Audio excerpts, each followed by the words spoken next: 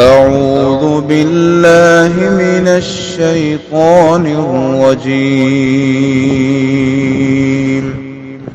بسم الله الرحمن الرحيم. السلام علیکم ورحمۃ اللہ وبرکاتہ. وعلیکم السلام ورحمۃ اللہ وبرکاتہ. سورۃ الشورى آیت نمبر 51 سے 53،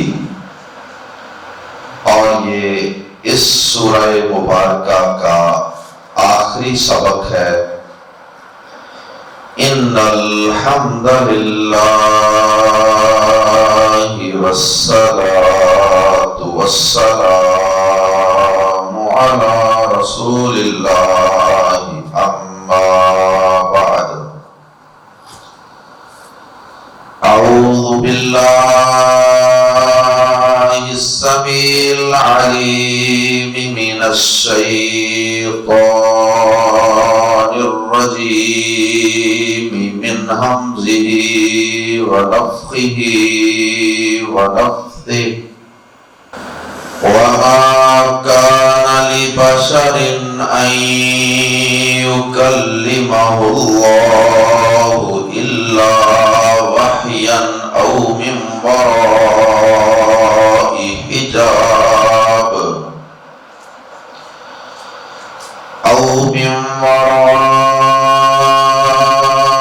حجاب أو يرسل رسولا أو من وراء حجاب أو يرسل رسولا فيوحي بإذنه ما يشاء إنه علي حكيم.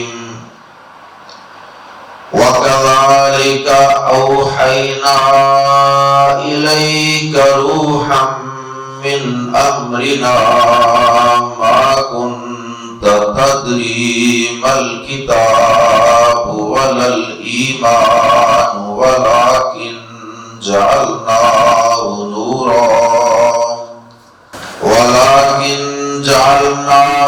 نورا نهدي به من نشاء من عبادنا وإنك لتهدي إلى صراط مستقيم.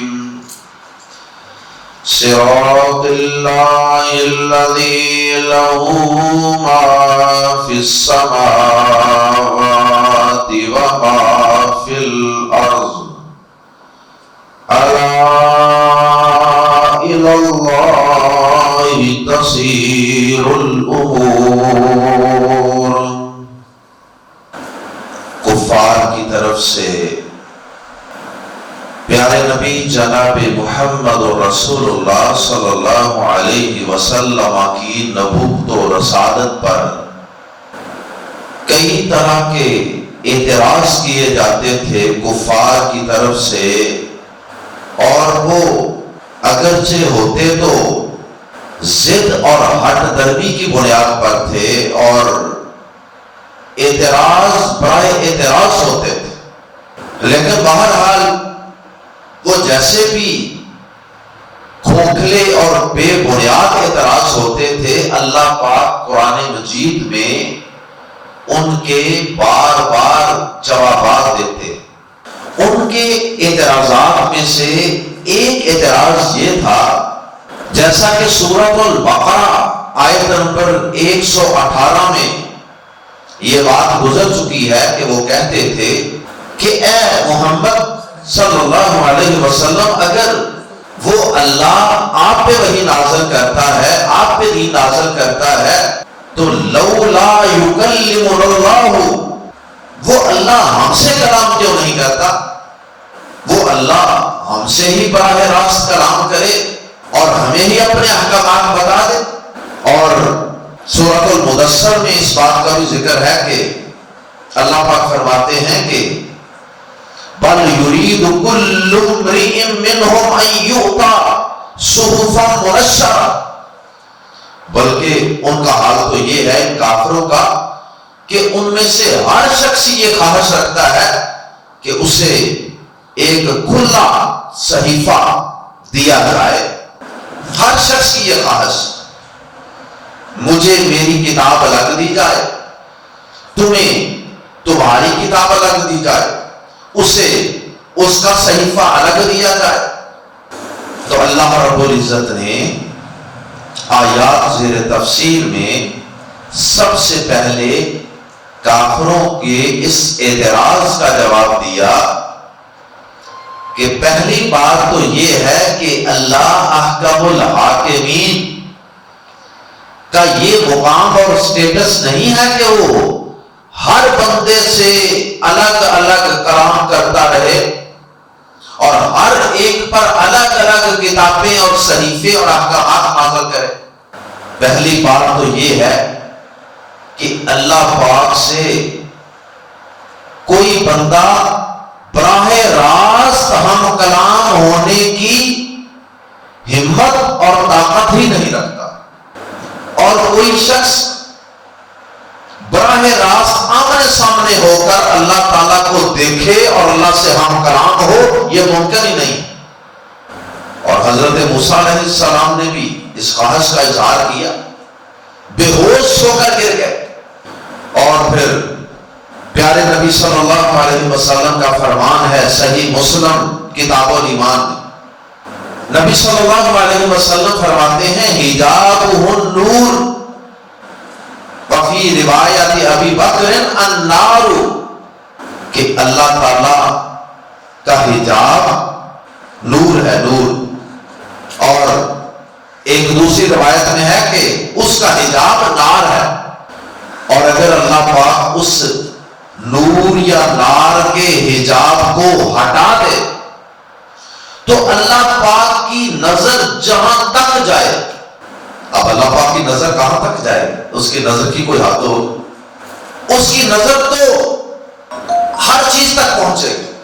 تو اللہ پاک کی جہاں جہاں تک نظر جائے گی اس کے چہرے کی شعاؤں سے ہر چیز جل جائے. اللہ تعالیٰ کے چہرے کے دیدار کی کوئی مخلوق تاب نہیں لا سکتی. تو اللہ پاک کسی سے سامنے آ کر ہم کلام ہو، اس میں کسی شخص کے لیے ایسا کرنا ممکن ہی نہیں. ایسا کرنا کسی شخص کے لیے ممکن ہی نہیں ہے. اللہ اکبر. ہاں، اللہ پاک اپنی جنتوں میں اپنے جنتی بندوں کو یہ صلاحیت اور یہ ابیلٹی عطا فرما دے گا اپنے خاص فضل سے. یہ تو اللہ کی مرضی ہے نا کہ اس نے دنیا میں انسان کی آنکھوں میں یہ صلاحیت نہیں رکھی. ہم تو ایک سورج نہیں دیکھ سکتے ننگی آنکھ سے، تو جنتوں کے اندر انشاءاللہ اللہ پاک اپنے بندوں کو دیدار کروائیں. تو ایک تو اللہ پاک نے یہ بات سمجھائی اور بتائی ہے کہ اللہ پاک ہر شخص سے کلام نہیں کرتا، ہر شخص اللہ پاک کے سامنے آ کر اس کو دیکھ نہیں سکتا. اور پھر اسی طرح یہ بات بھی بتائی کہ اللہ پاک انسانوں اور فرشتوں میں سے جس کا چاہتا ہے اس پر اپنا پیغام نازل کرنے کے لیے انتخاب فرماتا. خاص خاص فرشتے، خاص خاص انسان اللہ پاک منتخب فرما لیتا ہے. اور پھر اس کے بعد اللہ پاک نے اس کے 3 طریقے بیان فرمائے کہ کون سے 3 طریقے ہیں جن 3 طریقوں سے میں اپنے بندوں سے کلام کرتا ہوں اور کن 3 طریقوں سے میں اپنے بندوں تک اپنا پیغام پہنچاتا ہوں. ان کے علاوہ کسی اور طریقے سے میں اپنے بندوں تک پیغام نہیں پہنچاتا. اور پھر اس کے بعد اللہ پاک نے نبی پاک صلی اللہ علیہ وسلم کی طرف اپنی وحی نازل فرمانے کا تذکرہ کیا اور وحی کو اللہ پاک نے روح قرار دیا.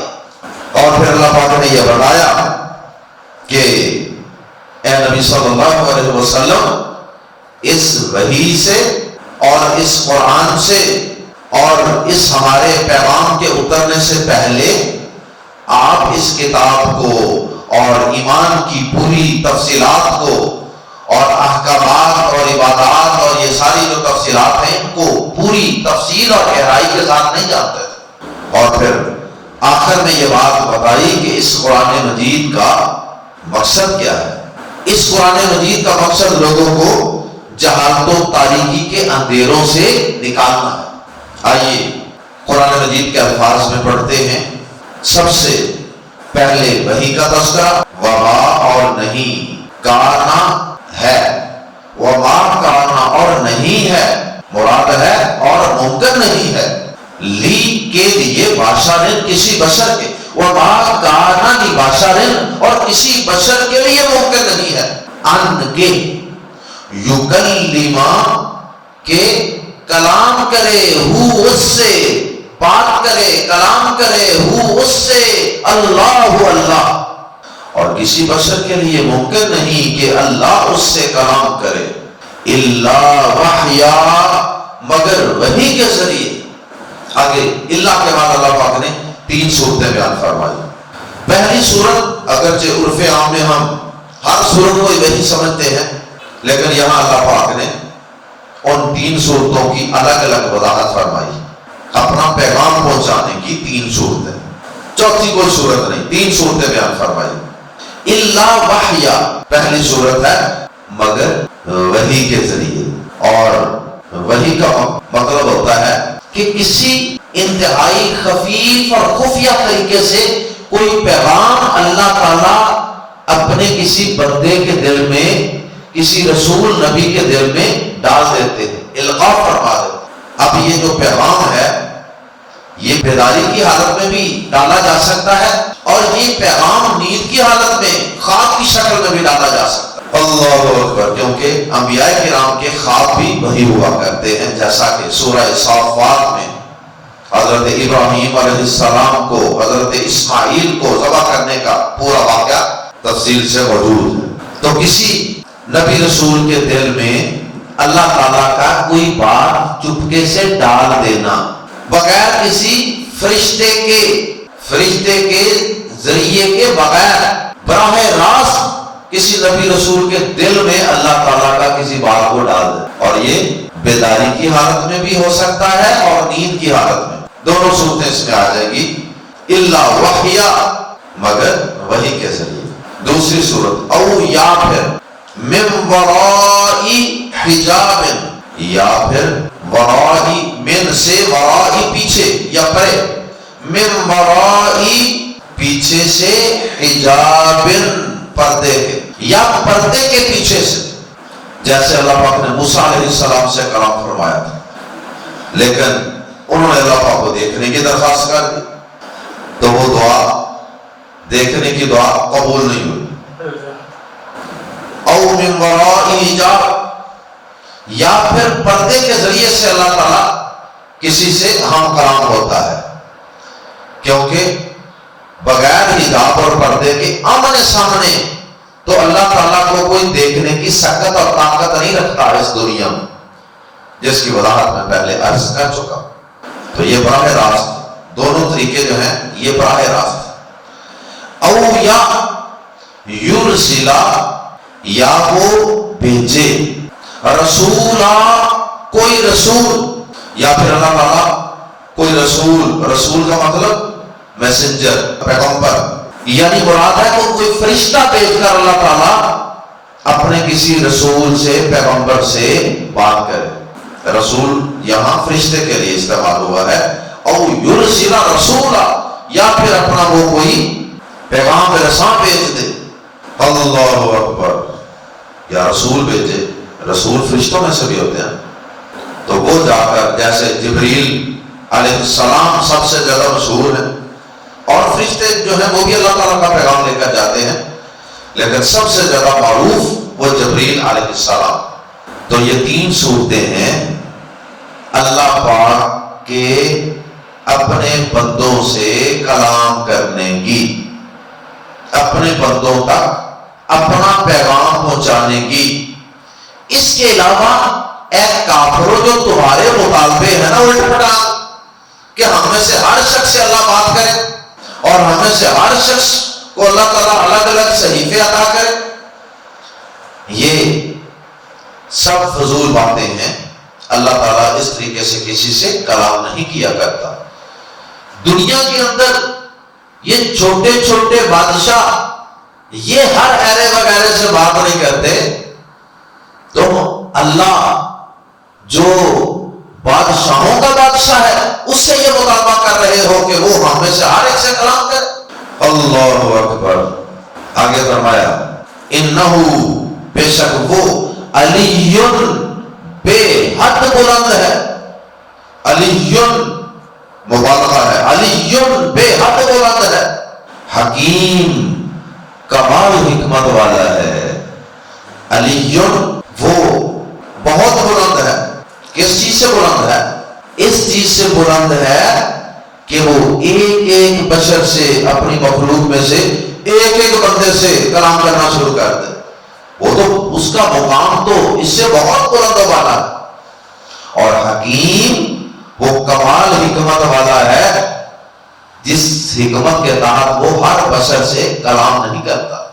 اس طرح تو اس کی بات کی اہمیت کم ہو جائے۔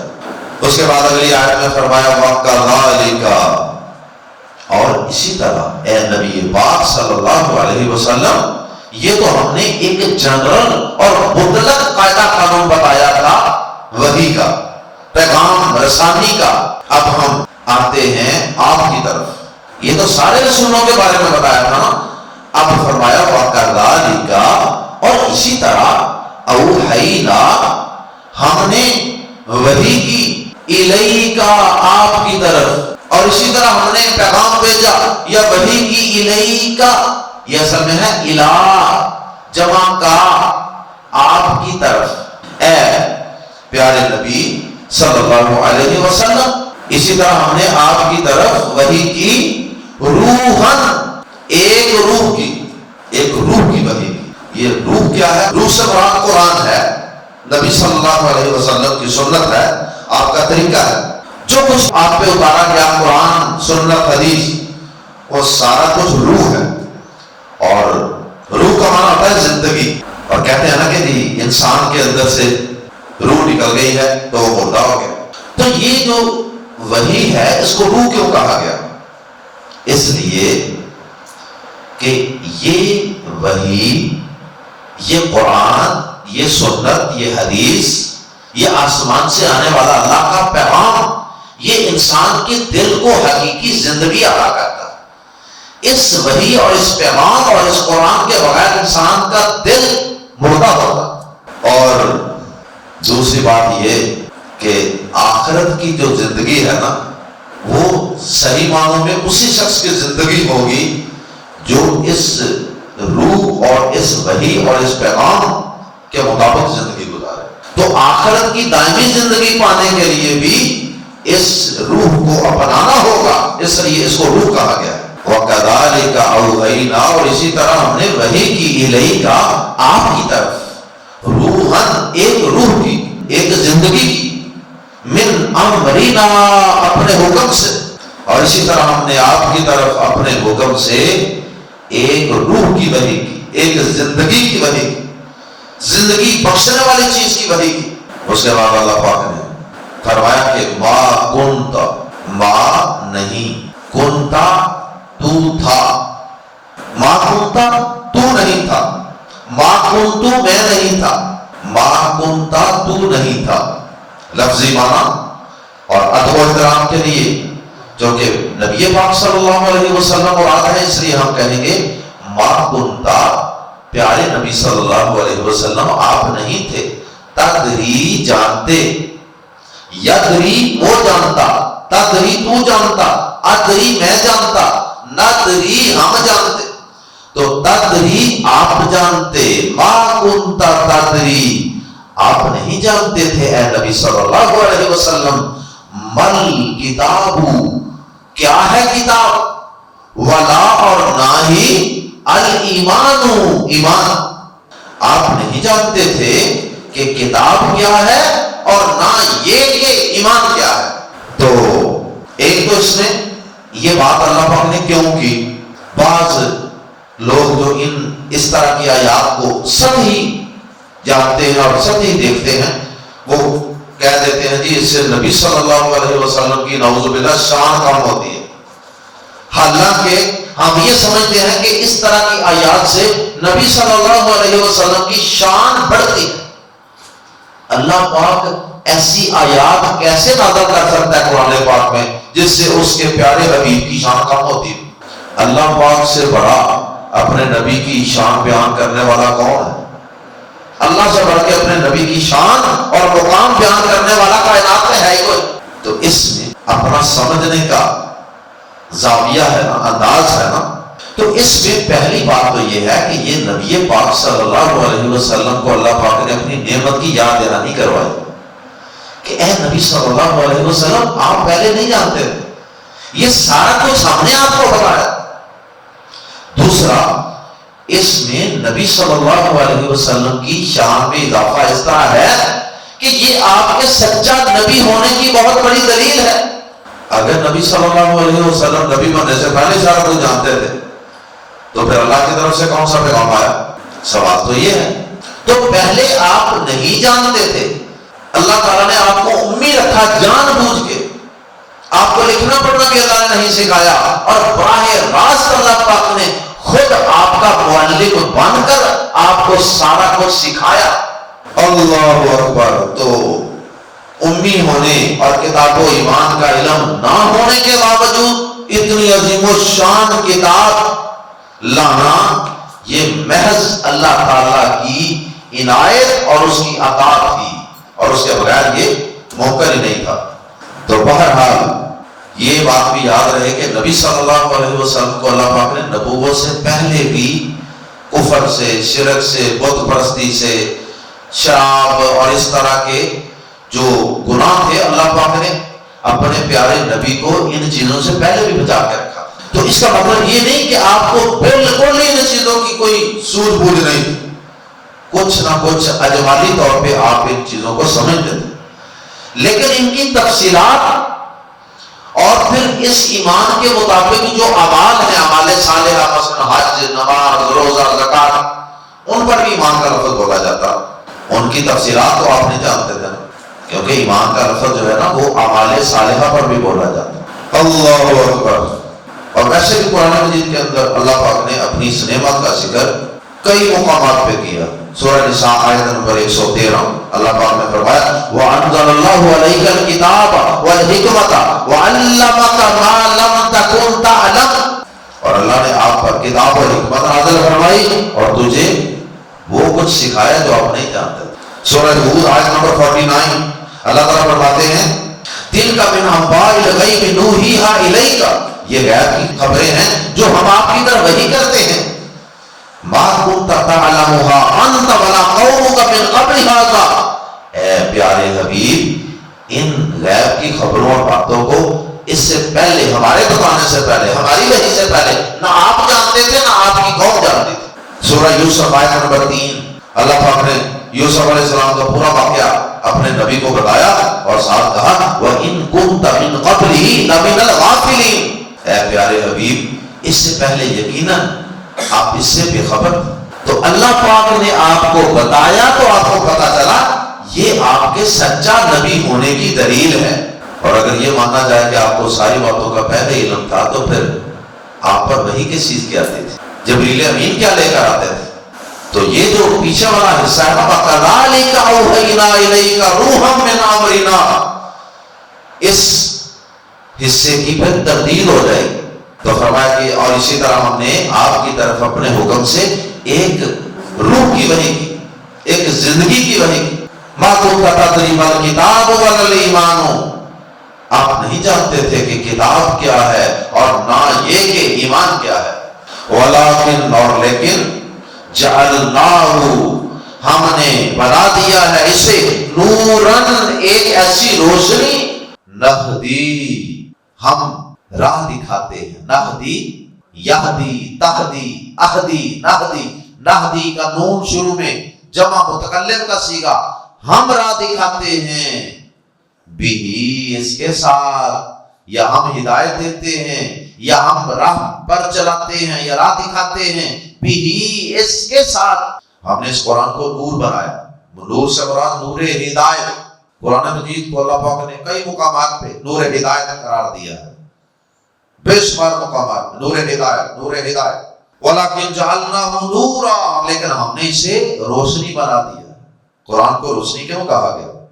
اس لیے کہ یہ جہالت کو، یہ روشنی جب آتی ہے تو جہالت چلی جاتی ہے، یہ روشنی جب آتی ہے شک ختم ہو جاتا ہے، یہ روشنی جب آتی ہے شرک کے اندھیرے دور ہو جاتے ہیں۔ وَلَكِنْ جَعَلْنَاهُ نُورًا، اور لیکن ہم نے اسے ایسی روشنی بنا دیا ہے، نہدی، ہم راہ دکھاتے ہیں یا ہم ہدایت دیتے ہیں، بھی اس کے ساتھ، من نشاء، جسے ہم چاہتے ہیں، من عبادنا، اپنے بندوں میں سے۔ اللہم اجعلنا منہم، اللہ ہمیں بھی اپنے ان بندوں میں شامل فرما لے جنہیں تو اپنے اس نور ہدایت، اس قرآن سے، اس وحی کے ذریعے ہدایت دیتا ہے، راہ راست پہ چلا دیتا ہے۔ وَإِنَّكَ، اور اے نبی صلی اللہ علیہ وسلم، وَإِنَّكَ، اور بلا شبہ یقیناً آپ، لمز پر لا، یقیناً تہدی، آپ رہنمائی کرتے ہیں، الی، طرف، صراط مستقیم، سیدھے راستے کی۔ یقیناً آپ اے نبی، یقیناً بلا شبہ آپ سیدھے راستے کی طرف رہنمائی کرتے، سیدھا راستہ دکھاتے۔ سورۃ الفاتحہ کی تفسیر میں ہم ڈیٹیل سے یہ چیز پڑھ چکے ہیں۔ سورۃ الفاتحہ اہدنا الصراط المستقیم کی تفسیر کہ ہدایت کی تین قسمیں ہوتی ہیں۔ ایک ہوتا ہے جب ہم اللہ سے کہتے ہیں نا اہدنا الصراط المستقیم، تو اس وقت ہمارے ذہن میں یہ ہدایت کی تینوں قسمیں مراد ہونی چاہیے۔ ہدایت کا ایک مطلب ہوتا ہے یا اللہ ہمیں سیدھا راستہ دکھا دے، اگر ابھی تک ہم نے سیدھا راستہ دیکھا بھی نہیں نا تو یا اللہ ہمیں سیدھا راستہ دکھا دے۔ اور اس کے بعد دوسرا اس کا معنی ہوتا ہے سیدھے راستے پر چلنے کی توفیق۔ دیکھ تو بڑے لوگ لیتے ہیں، چلتے پھر وہ، تو یا اللہ اگر سیدھا راستہ دیکھا نہیں تو اس کو دکھا دے، اگر دیکھنے کے بعد ہم اس پہ چلے نہیں تو اس پر چلا دے، اور اگر چل پڑے ہیں تو کئی چلنے والے راستے میں تھک کر یا شیطان کے بہکاووں میں آ کر دائیں بائیں اتر جاتے ہیں، پگڈنڈیوں میں بہک جاتے ہیں، پھسل جاتے ہیں۔ اللہ ہمیں اس راستے پر چلا کر استقامت کے ساتھ منزل مقصود جنت تک پہنچا دے۔ تو ہدایت کی تین قسمیں ہو گئیں، یا اللہ ہمیں سیدھا راستہ دکھا دے، یا اللہ ہمیں سیدھے راستے پر چلا دے، یا اللہ ہمیں سیدھے راستے پر چلا کر منزل مقصود تک پہنچا دے، دکھا دے، چلا دے، پہنچا دے۔ تین لفظ ہدایت کا معنی سیدھا راستہ دکھا دے، چلا دے، پہنچا دے۔